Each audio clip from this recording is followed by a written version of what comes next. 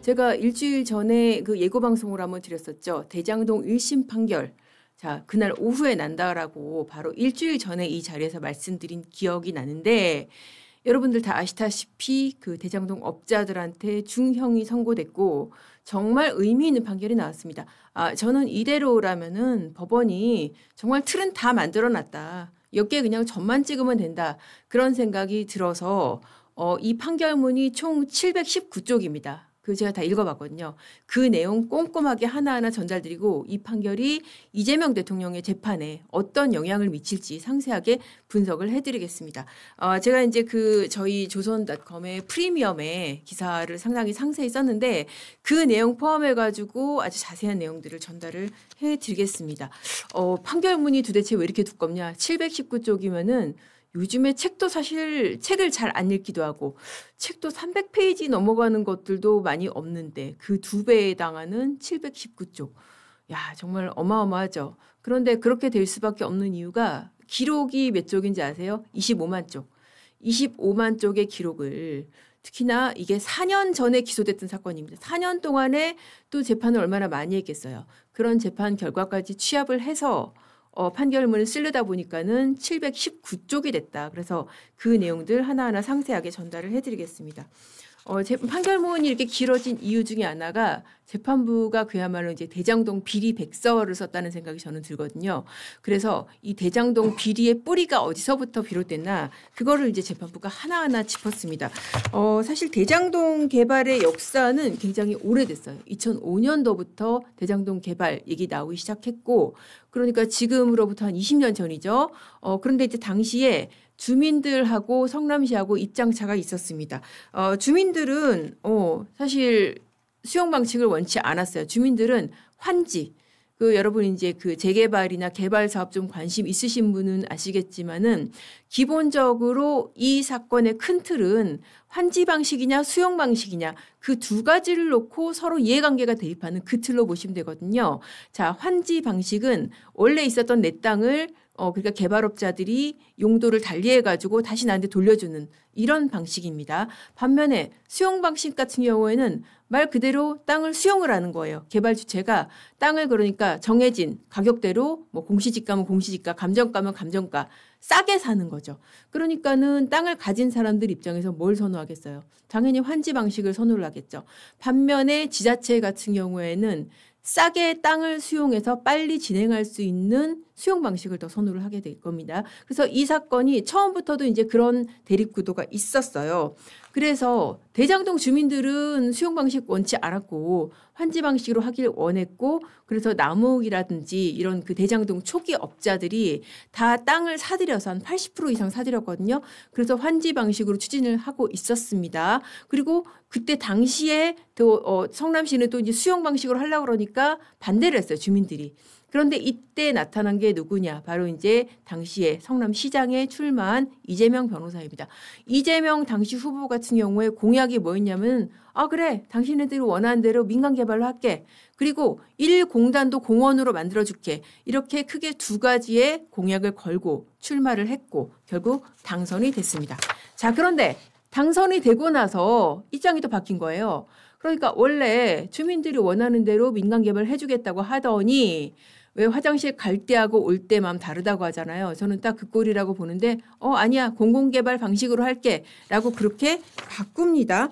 자, 그러면은 주민들도 주민들이고 당장 당황스러운 게 누구겠어요? 업자들. 자기네들이 지금 땅 한 80% 사들여가지고 민간 개발 하려고 그랬는데 이거 꼼짝없이 사업권 자체를 거의 뭐 시에 뺏기게 된 그런 상황이잖아요. 그래서 양자 간에 타협적으로 정한 방식이 뭐냐면은 민관 합동 개발. 왜 사실 성남시 입장에서도 말은 공공개발을 하겠다고 하지만은 돈이 없거든요. 그러니까는 공공개발을 밀어붙이기가 어려웠고 또 업자들 입장에서도 지금 사업 권한이 누구한테 있어요? 사업자 선정하고 사업 방식 정하는 권한이 성남시에 있으니까 자기네들이 아무리 땅 사서 사업하겠다고 해도 성남시 뜻에 거슬러서는 할 수가 없단 말이에요. 그래서 양자가 합의한 방식이 뭐냐? 민관 합동 개발 방식이었고 이거를 하려고 그러면은 뭐가 필요하냐? 성남도시개발공사. 그러니까 원래는 도시개발공사가 없었어요. 성남시설관리공단이 있었습니다. 유동규 씨가 그때부터도 시설관리공단에 간부했었습니다. 그런데 시설관리공단으로는 안 될 것 같고 민간업자랑 이렇게 하려고 그러면은 도시개발공사의 설립이 필요했어요. 도시개발공사 설립하려고 그러면은 조례를 통과를 시켜야 됩니다. 근데 누가 반대했냐? 그때 당시 새누리당이. 그러니까는 업자들이 어떤 계획까지 세웠냐? 새누리당 의원이던 최윤기를 의장으로 만들어서 반대표를 흡수하자. 이런 계획까지 세웠고 실제로 실행을 했습니다. 자, 그러니까 이게 정말 업자들이 얼마나 이 사업에 대한 집념이 강했는지, 이 예상되는 난관을 얼마나 치밀하게 뚜리를 했는지가 여기서부터 읽혀지는 것이죠. 자, 뿐만 아닙니다. 또 중요한 부분이 뭐냐? 성남시장의 재선을 도왔다는 거예요. 이재명 성남시장의 재선을 도왔다. 어떤 방식으로 도왔냐? 자, 판결문에 보면은 이런 내용도 있습니다. 유동규 씨 진술인데요. 종교 지도자들, 구체적으로 이제 대순진리회 선감이라고 하는 그쪽에 이제 그 종교 관련된 직책인 모양인데 이런 사람들한테 이재명 후보를 지지하는 대가로 돈을 줬다. 이런 내용까지 있습니다. 자, 이렇게 선거를 도와줬으면은 이재명 성남시장이 이거를 모를 리가 있겠습니까? 그러니까 판결문에도 그렇게 돼 있어요. 자신의 선거를 재선을 도와준 사실을 이재명 시장도 알고 있었다라고 그렇게 얘기를 했습니다. 자, 이재명 시장이 예뻐서 성남시가 좋아서 그렇게 도와줬겠어요? 아니죠. 업자들로서 당연히 바라는 게 있는 겁니다. 자기네들이 원하는 방식으로 사업을 끌고 나가고 싶었던 거죠. 자, 아까 제가 말씀드린 대로 일단 민관합동 방식으로 공사 세워서 하기로 했는데 또 이제 입장차가 생깁니다. 자, 뭐냐면은 민간업자들은 여전히 환지 방식으로 하고 싶어 하겠죠. 그런데 성남시가 보니까 이거 환지 방식으로 했다가는 공약이 이제 1공단 공원화 1공단을 공원으로 만들어서 시민한테 돌려준다 이거예요. 이게 왜 그렇게 또 중요했냐면은 당시에 이 경쟁자가 될 뻔했던 그 김미희 후보 있잖아요. 여기 원래 이제 나중에 이제 그 통진당으로 되는 그 후보가 출마를 안 하는 대가가 어떻게 보면 이 1공단 공원화였거든요. 그러니까 이거를 반드시 실현을 시켜야 되는 입장인 거예요. 이재명 시장 입장에서는. 그런데 이거를 하려고 보니까 이거 환지 방식으로 해서는 늦어지겠는데 안 되겠다. 그냥 수용 방식으로 해야겠다. 성남시는 그런 방침을 세웠던 겁니다. 그러니까 업자들 입장에서는 또 어떻겠어요. 진짜 그야말로 속된 말로 똥줄이 타는 거죠. 이거 내가 이렇게까지 우리가 좀 소위 말해서 약을 칠해놨는데 이것도 수용 방식으로 간다고? 그러면 안 되겠는데? 그럼 왜 문제가 되냐면은 수용 방식으로 하게 되면은 이 사업자를 정식으로 공모하는 과정을 거쳐야 됩니다. 자, 사업자 공모를 했어요. 근데 이 지금 남욱이라든지 업자들이 안 되고 어떻게 되는 거예요? 말짱황이 되는 거죠. 그동안 들인 공이 얼만데 지금 새누리당 의원을 의장으로 시의회 의장으로까지 만들어서 우리가 공사를 세웠는데 그게 다 지금 말짱 도루묵이 되는 거 아니에요. 자, 그러니까 마음이 급해집니다. 그래서 이 판결문에도 그런 내용이 나옵니다. 확실한 보장이 필요했다. 업자들로서는. 그래서 어떻게 했다? 이른바 의형제 모임. 그러니까 그 뭐 시로코 단란주점이라고 이제 그 판결문에 보면 이름도 나오는데 단란주점에서 이 성남시 관계자들하고 업자들하고 의형제 맺고 의형제 모임 우리 으쌰으쌰 잘해봅시다. 그렇게도 하고 그렇게 관계를 돈독히 하고 또 돈도 오갑니다. 그러니까 유동규 씨가 이번에 징역 8년을 받은 주요 이유 중에 하나가 그 뇌물죄거든요. 뇌물로 받은 돈이 3억 1천만 원, 원래 3억 5,200인가 기소가 됐는데 그중에 3억 1천만 원이 인정이 됐습니다. 그런데 이거를 유동규 씨가 다 혼자 받았겠어요? 아닙니다. 판결문에도 있습니다. 3억 1천만 원 중에 일부는 김용 정진상 등으로 건너간 것으로 보인다. 그런 내용이 있습니다. 어쨌든 이렇게 돈도 주고 뭐 술값도 내주고 이렇게 해서 관계를 돈독히 했고 그 결과 어떻게 됐느냐. 자, 공모차차를 하기는 하는데 어떻게 하겠어요? 제대로 공정하게 하겠어요? 아닙니다. 맞춤형으로. 이 지금 대장동 업자 맞춤형의 공고가 납니다. 구체적으로는 이제 지금 사업자를 모집을 하는데 금융기관을 배제를 시키는 거예요. 그리고 자산관리 회사를 세우면은 가점을 주는 식으로 그렇게 하니까 금융기관 안 돼, 뭐 누구는 돼, 누구는 가점 줄게 이런 식으로 성남시 이 업자들 대장동 업자 맞춤형 공고가 나다 보니까 사실상 말이 공모지 뭐겠어요. 내정입니다. 그래서 재판부도 그렇게 얘기를 했어요. 공사 설립과 재선 과정 기여, 금품 제공으로 인한 유착관계로 경쟁이 필연적인 수용 방식에서 사실상 사업자로 내정되는 특혜를 받았다라는 것입니다. 자, 이거 자체도 진짜 어마어마한 배임인 거예요. 배임이라는 게 뇌물죄하고는 다릅니다. 뇌물죄는 직접 공직자가 돈을 받거나 재산상 이익을 받았다는 것이고, 배임이라는 것은 제가 좀 이따도 설명드리겠지만은 임무에 위배하는 거예요. 어떤 임무에? 이런 공공사업을 하면은 사업자를 공정하게 선정해야 될 임무에 위배. 자, 벌써부터 임무에 위배했죠. 내정해 놓고 그 사람 맞춤형으로 공고 만들어서 사실상 내정했다라는 것이고, 그리고 중요한 부분이 바로 이 428억 원입니다. 저는 어떻게 보면은 이 판결의 가장 큰 의의 중에 하나가 이 428억, 이 부분을 공식화한 부분이 아닐까 싶어요. 428억 원, 이게 사실 수사 과정에서도 얘기가 나왔었습니다. 그런데 그때만 해도 이 428억에 대해서 뭐 민주당이라든지 당시 이재명 후보, 이재명 당대표 중 이거 다 가짜 뉴스다. 이거 유동규 씨 혼자서 떠드는 거다. 실체가 없는 거다라고 했는데, 재판부가 어떻게까지 했습니까? 실체를 인정을 하고 이 돈을 추징까지 명령을 했어요. 그러니까 재판부가 보기에 이 돈은 명확한 돈이다. 실체가 있는 돈이다. 그렇게 본 것이죠. 자, 이게 지금 어떻게 나왔냐면은 그 2015년도에, 그러니까는 남욱, 정영학, 유동규 이렇게 모인 자리에서 김만배 씨가 전체 사업 지분의 33%, 34%를 지금 유동규 씨 쪽에 주겠다고 했습니다. 중요한 것은 유동규 씨 개인한테 준다는 게 아니에요. 자, 김만배 씨가 당시에 뭐라고 했냐? 유동규도 혼자가 아닌 건 알지? 라고 그렇게 얘기했습니다. 그러면서 내가 형식상으로는 내가 절반으로 제일 많아 보이는데 나는 다 따지고 보면은 16.5%인가 14.5% 그거밖에 안 돼. 그러면서 나머지는 전부 다 이쪽 거야. 그러니까 유동규 혼자만의 것이 아닙니다. 이쪽 거야라고 하면서 여기도 식구들이 많잖아. 그렇게 얘기했습니다. 그러니까 이 돈 다 뭐래요? 혼자 먹는 게 아니라는 거예요. 여기서도 이렇게 명확하게 얘기를 했습니다. 자, 그런데 이번에 판결 가지고 민주당이 그렇게 얘기를 하죠. 자, 검찰의 조작 기소가 드러났다. 지금 대통령하고 연관성 없다고 재판부가 말했지 않냐.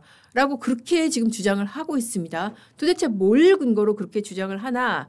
이렇게 주장을 할 만한 빌미가 조금이라고 있다면 아마 이 부분일 것 같은데, 자, 유동규 씨가 뭐 그렇게 얘기를 했다는 거예요. 이재명 시장이 김만배 존재는 알고 있었는데, 내가 직접 김만배가 대장동 사업 일부 줄 거라고 그렇게 내가 직접 얘기한 사실은 없어요. 라고 그렇게 얘기를 했다는 겁니다. 자, 그리고 그럼 왜 그렇게 얘기를 안 했냐 물어보니까, 이제 정진상이 직접 당신이 돈 얘기하면은 그 시장이 오해하니까 하지 마.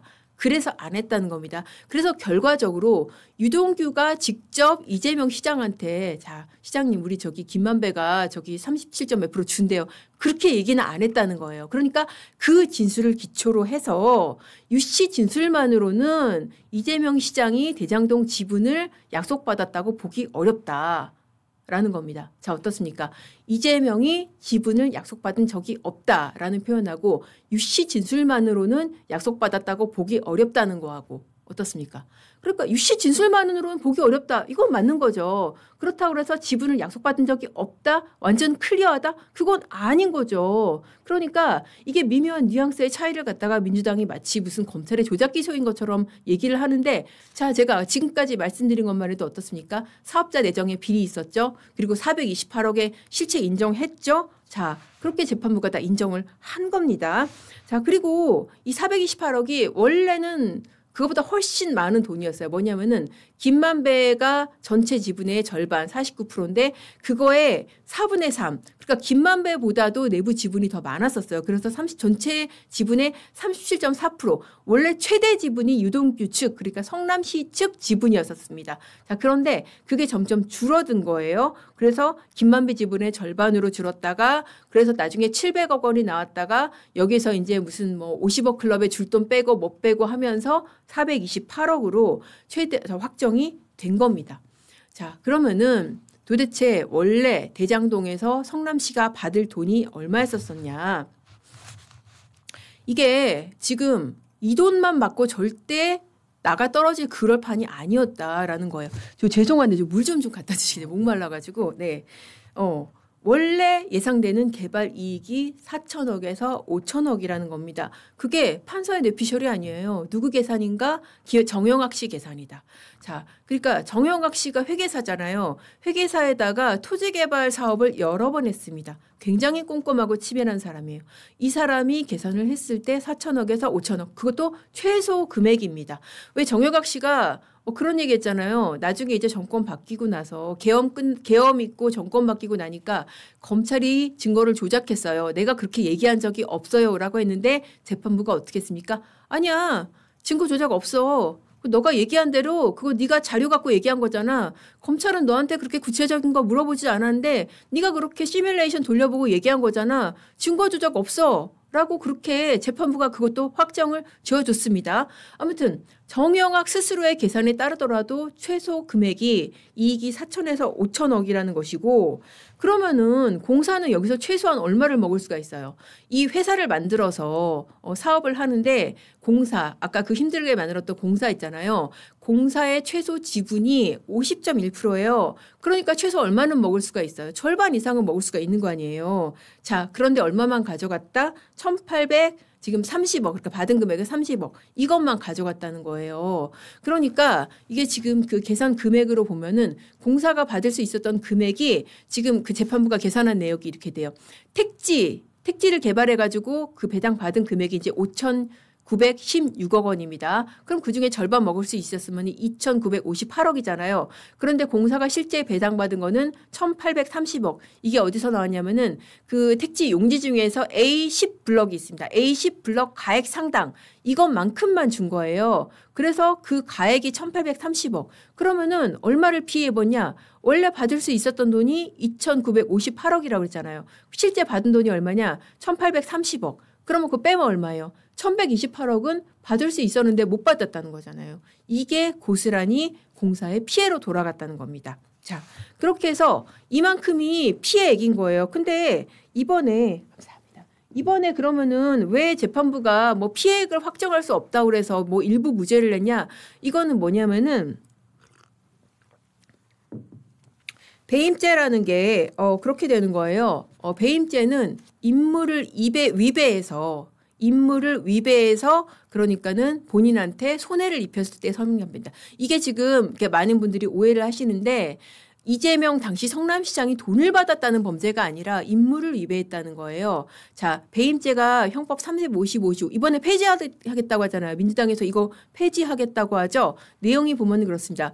타인의 사물을 처리하는 사람이 임무에 위배되는 행위를 내서 재산상 손해를 입힌 경우. 말이 어려운데 타인의 사물을 처리하는 사람, 이 사건에 대입해서 설명을 해드리면은 도시개발을 하잖아요. 그러면은 이 도시개발 사물을 처리하는 사람 누굽니까? 공사 또는 성남시. 임무에 위배되는 행위. 자, 어떤 임무입니까? 사업을 공정하고 충실하게 수행을 해서 시한테 최대한 이익이 될 임무. 그걸 위배한 거예요. 재산상 손해를 입힌 거. 아까 손해액 제가 보여드렸죠. 물론 이게 재판부 입장에서는 이게 정확하게 우리가 보기엔 대략 이 금액인 것 같은데 정확한 금액은 아니니까는 그러니까 이게 특경법이라고 해서 특별법이 있습니다. 특별법에 따르면은 이 손해액이 큰 경우에는 무기징역까지 가능한데 그 법 적용은 못 하겠어. 그렇지만 우리가 추징은 할게라고 해서 이번에 추징을 하게 된 겁니다. 자, 그게 뭐냐면은 그러니까 지금 시가 받을 수 있는 돈이 최소한 얼마라는 거예요. 지금 1,830억만 받아간데 이거 말고도 1,100억 원가량을 더 받아갈 수 있었다는 거 아닙니까? 자, 1,100억 원이면 우리가 할 수 있는 일이 뭐가 있을까요? 정말 많은 일을 할 수가 있죠. 지금 당장에 지금 자영업자들 장사 안 돼가지고 폐업하고 지금 생활에 어려움 갖고 또 이제 그런 좀 어려운 청소년들 있잖아요. 지금 뭐 보육원이라든지 이런 데서 바로 나와서 사회에 첫 발을 디뎌야 되는데 가진 돈이 500만 원밖에 없어서 정말 힘들어서 극단적 선택을 하는 이런 청소년들을 도와줄 수도 있고 정말 많은 사회사업과 복지에 쓸 수 있는 그런 돈입니다. 그런 돈을 공사가 못 받았다는 거예요. 그게 다 어디로 갔다는 거예요? 업자들의 호주머니로 갔다는 거예요. 이 사건의 본질이 그겁니다. 자, 그러니까 이런 부패한 업자들과 부패한 지방 권력이 결합을 해서 업자들한테 부당한 특혜를 주고 어떤 식으로 사업자 선정해주고 그들이 원하는 방식으로 이렇게 이익 구조를 만들어주고 왜 이렇게 초과 이익이 예상이 되면 어떻게 해야 돼요? 초과 이익을 환수하려는 규정을 만들어야 되는 거 아니에요? 근데 그거 안 만들었다는 거예요. 그럼 초과 이익이 있을 줄 몰랐을까요? 아닙니다. 공사에서 여러 번 직원들이 건의를 했어요.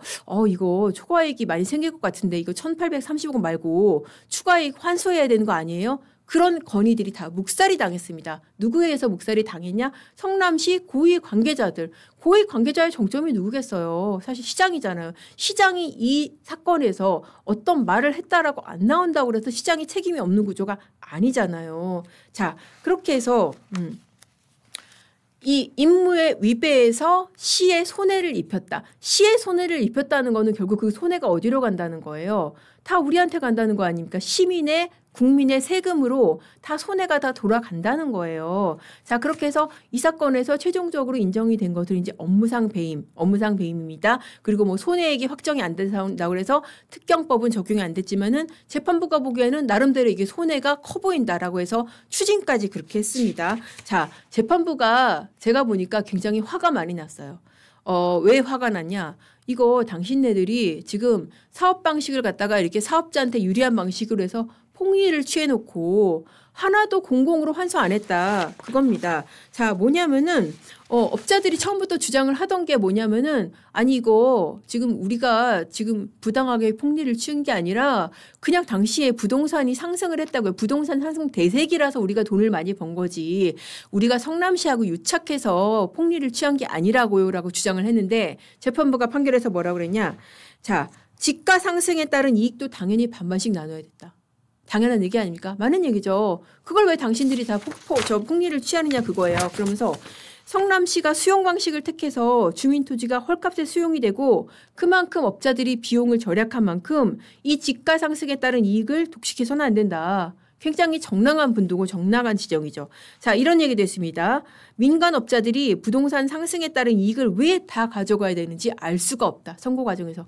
도대체 너네가 이거 왜 다 가져가는데? 라고 육성으로 분노하는 그런 얘기가 들리는 것 같습니다. 그리고 이 사건의 본질을 한마디로 뭐라고 규정을 했냐. 장기간에 걸쳐 금품 수수 등을 매개로 형성한 유착관계에 따라서 서로 결탁해서 벌인 일련의 부패 범죄. 자, 이 워딩 잘 기억을 해 두시지요. 자, 장기간에 걸쳐 금품 수수 등을 매개로 해서 형성한 유착관계. 누구와 누구의 유착관계겠어요? 성남시와 업자의 유착관계에 따라서 누가 서로 결탁을 했겠어요? 성남시와 업자들. 결탁해서 벌인 일련의 부패 범죄입니다. 자, 그러니까 지금 이렇게 428억 줄여도 428억이 되는 이런 금액, 그러니까 유동규 씨 측에 주기로 한 그 약정한 금액까지 재판부가 추징을 인정을 한 겁니다. 지금 왜 추징을 인정했냐? 재판부가 그 이유를 설명하면서 이런 얘기까지 했어요. 자, 추징을 이렇게 하는 이유 중에 하나가 뭐냐면은 당장의 피해 회복이 곤란할 경우에 이렇게 추징을 한다. 그럼 왜 피해 회복이 곤란하냐? 그 사유 중에 하나로 중요한 내용을 언급을 했습니다. 뭐냐면은 이재명 대통령에 대한 재판이 중단돼 있다. 이게 굉장히 중요하다는 거예요. 자, 피해 회복을 위해서는 보통 민사소송을 합니다. 그러니까 성남시나 공사가 이 관련자들 이재명 대통령 뭐 이런 정진상 유동규 이런 사람들한테 소송을 냅니다. 근데 이 소송이 첫 기일도 시작을 안 하고 있다는 겁니다. 그리고 지금 이재명 대통령 재판 같은 경우에 지금 헌법 84조 해석에 따라서 중단까지 돼 있다는 겁니다. 자, 그러면 이 손해를 회복하려면 어떻게 했느냐? 추징을 해야 된다. 누구한테? 김만배한테. 그래서 이 428억을 추징까지 한 그런 사안으로 보시면 될 것 같습니다. 자, 이렇게 지금 사건의 성격을 이렇게 정의를 한 이상 저는 어떻게 보냐면은 재판부가 굉장히 가두리를 쳐놨다. 가두리 양식장을 만들어 놓고 거기다 그물까지 쳐놨다. 이 그물을 재판부가 딱 정해준 거예요. 아까 뭐라고? 그러니까는 장기간에 걸친 그런 유착관계에 따라서 장기간에 떨린 1년의 그런 유착관계에 따라서 벌어진 부패 범죄라고 지자체와 개발업자들이 유착한 부패 범죄라고 재판부가 가두리 양식장 만들어 두고 거기에 그물까지 촘촘하게 쳐둔 겁니다. 그래서 만약에 이 범죄가 없었으면은 공사가 1,000억 원 이상을 더 가져갈 수가 있었다는 겁니다. 자, 그러면 민주당이 지금 주장하는 프레임 제가 다시 한번 또 시원하게 시원하게 좀 깨드릴게요. 아까 민주당이 검찰의 조작 기소라고 주장하는 이유 중에 하나가 막 그거잖아요. 그러니까 428억 약정에 대해서 당시에 이재명 성남시장이 알았는지 유동규 씨 진술만으로는 알 수 없다라고 했잖아요. 또 재판부 판결문에 보면 그런 내용도 있습니다. 금품수수, 그러니까 유동규 씨가 술접대 받고 뇌물 받은 거, 이것도 이재명 당시 성남시장이 뭐 알았는지 여부를 알 수 없다. 뭐 몰랐던 것으로 보인다. 그런 표현도 있고. 자, 그런데 그러면은 면책이 되느냐. 아까 제가 말씀드린 대로 어떻게 했어요? 촘촘한 그물을 쳐뒀습니다. 이런 장기간에 걸친 유착 과정에서 벌어진 부패 범죄라고 했잖아요. 자, 가두리 양식장 만들어 놓고 그물을 쳐놨습니다. 그러면은 물고기 잡으려고 그러면 어떻게 돼요? 이거 그물 끌어올리기만 하면 됩니다. 자, 아주 가늘고 아주 작은 피라미나 멸치가 아니면은 이 그물 빠져나갈 수가 있겠습니까? 근데 시장이 피라미나 멸치겠어요? 아니죠. 지금 유동규 씨마저 걸려가지고 징역 8년을 받은 거 아니에요. 그리고 같이 유착한 업자들까지 공범으로 이렇게 중형을 받은 거 아니에요. 자, 더군다나 주목할 만한 것은 유동규 씨의 양형 이유입니다. 양형 이유 뭐라고 했냐? 유동규 씨를 뭐라고 그랬어요? 수뇌부가 아니라 결정은 수뇌부가 하고 이 수뇌부와 업자들을 중개하는 중간관리자. 그러면은 누구의 책임이 더 무겁다는 거예요? 수뇌부. 그러니까 이번 사건의 최대 범인은 누구다? 수뇌부라는 그런 해석도 있었잖아요. 그러니까 수뇌부가 아니니까 당신의 책임이 무겁지만은 수뇌부가 아니니까 우리가 징역 8년 선고할게. 그렇게 얘기를 했어요. 징역 8년도 사실 가벼운 거 아닙니다. 아까 보셨죠? 업무상 배임이 10년 이하예요. 10년, 법정형이 10년 이하인데 8년 나왔으면 굉장히 무거운 겁니다. 중간 관리자가 8년이면 수뇌부 어떻게 해요? 따져봅시다. 그냥 바로 나오잖아요. 그러니까 그물을 이렇게 쳐놨기 때문에 아까 장기간 유착관계로 형성된 그런 부패 범죄라고 그물을 쳐놨기 때문에 아니 그 물고기가 애지간한 크기가 되면은 걸리는 거지 그 물고기가 먹이가 있는 줄 알았는지 몰랐는지 그게 뭐가 중요하겠어요. 옆에 물고기가 어떤 물고기인지 알았는지 몰랐는지 그게 뭐가 중요하겠어요. 그물이 그렇게 쳐졌다는 게 중요한 거예요. 자, 그렇게 해서 비유를 하자면 어떤 상황이냐면은 이번 1심 판결로 가두리 양식장이 만들어지고 상당히 그 촘촘한 그물을 쳐놨다. 그리고 이재명 대통령은 사실 그 그물에 걸려 있다. 그럼 남은 거는 그물을 건져 올리면 되잖아요. 그런데 자, 이 그물을 건져 올리지 못하고 있다. 왜냐하면은 지금 그물을 건져 올려야 되는 사람들이 지금 어부들에 해당하는 지금 재판부인데 지금 헌법 84조에 따라서 재판 중단을 하고 있잖아요. 여기에다가 정청래 대표가 이번에 뭐 한번 지금 선동했다가 지금 대통령실에서 아니야 그거 아니야라고 못한 게 재판중지법이잖아요. 재판중지법은 비교하자면은 그물을 지금 그물 들어 올리지 말라. 그런 법이라고 보시면 됩니다. 자, 그러면은 대통령실이 아주 공명정대한 마음으로 그래 그럼 나중에 우리가 재판 받을 때니까 지금 그렇게 서두르지 말라고 그런 마음을 했겠냐? 그게 절대 아니라는 거예요. 자, 뭐냐? 찐명에 해당하는 김병기 원내대표나 전현희 의원이나 이런 사람들 지금 뭐 주장하는지 아세요? 공소취소. 공소취소는 지금 이 그물 상태로 비교를 하자면은 그물을 아예 다 없애버린다는 거예요. 그리고 가두리 다 풀어헤쳐서 그냥 바다로 다 방생을 하자 그겁니다. 그물을 찢고 물고기를 바다로 방생을 하자는 게 공소취소하자는 거예요. 그러니까 마치 이 재판중지법을 대통령실이 제지해가지고 대통령실이 뭐 공명정대하게 보이는데 절대 그거 아니고요. 그거보다 더 무서운 거 하자는 거라니까요. 그물 다 찢어버리고 가두리를 없애버리자 지금 그거예요. 가두리 자체를 없애버리자 지금 그 얘기를 하고 있는 겁니다. 앞으로 우리가 할 일은 뭐겠어요? 그렇지 못하게 감시를 하는 거죠. 이 공소취소 주장이 그렇게 어떻게 보면 근본적이고 더 무서운 주장이다. 그래서 정말 공소취소 하는지 우리가 지금 두 눈을 뜨고 봐야 될 것 같습니다.